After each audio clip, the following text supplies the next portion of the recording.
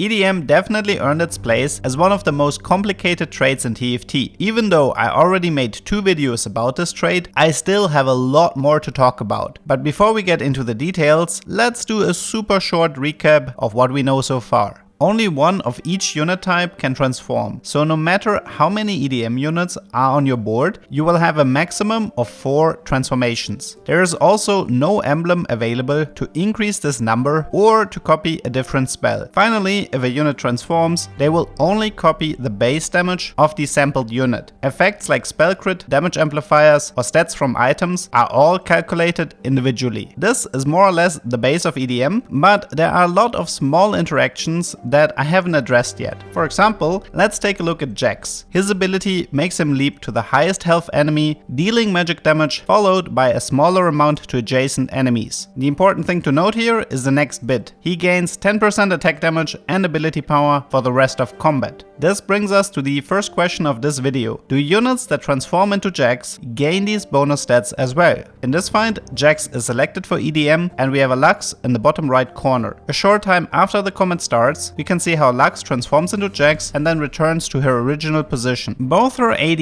and AP stats are in fact increased afterwards, which means every EDM unit will also copy the enhancement from Jax. So if you're looking to maximize your bonus stats, this is the way to go. This also brings us to the next question regarding reduced effectiveness. The way the EDM trait is structured is that it initially grants 80% effectiveness, which then goes to 90, 100 and finally 120% if you max out the trait. So what exactly is effectiveness? In short, everything. Obviously it means damage, so if you only have 2 EDM active, then the copied spell will get reduced by 20% for every unit. In this fight we can see how Zed transforms into Jax with only 2 EDM active. This results in him gaining 8 ability power because 2 EDM only has an 80% effectiveness. This will also apply to other utility effects like the Zac stun duration. Since we now know that sampling Jax is granting AD and AP to everyone, does this mean that units transforming into Lux could profit from the Dazzler trait? In this fight, we sample Lux and we have a Jax in the bottom right corner. Here we can see how Lux hits Miss Fortune with her laser and a lot of very small magic numbers appear afterwards. This is the bonus damage from Dazzler. A little bit later, Lux is taken down and the remaining EDM units will now fire their own laser. This time Miss Fortune is hit again, but there is no magic dot inside that would indicate that she's being affected by Dazzler. So while copying an ability works, if the unit is not part of a trait, then it can't benefit from that trait. All of this was quite basic so far, so let's push this trait a bit. For example, did you know that you can use the EDM sampler Reactionary?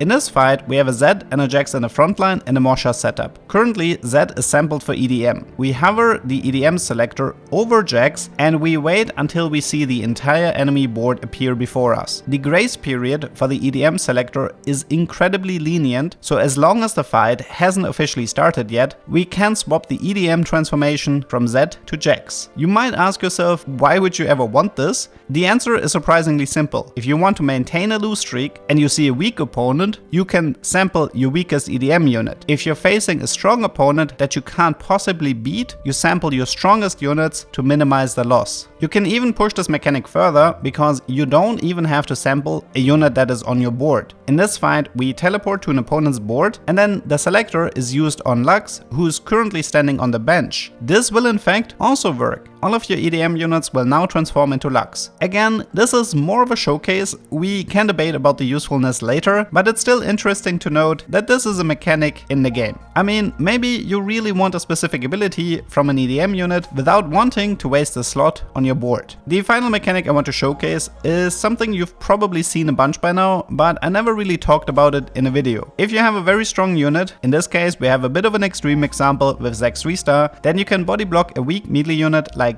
Zed or Jax 1-star in your bottom right corner by placing 2 ranged units in front. This keeps the unit safe until the EDM transformation, since otherwise these weak units would probably die in the front line before the EDM selection even happens. There's just one example that doesn't really work in a strategy, which is sampling a Jax and protecting a melee in a corner. A unit like Zed will jump forward and then stay at the front. It's not something that will come up a lot, but I guess it's still useful to know about. My gut tells me that there's a pretty good chance that there will be another EDM video in the future with a tech that hasn't even been discovered yet. But by now you should know everything there is to know about this trade. If you like these types of videos, why not subscribe and support the channel? I hope you learned something and see you next time.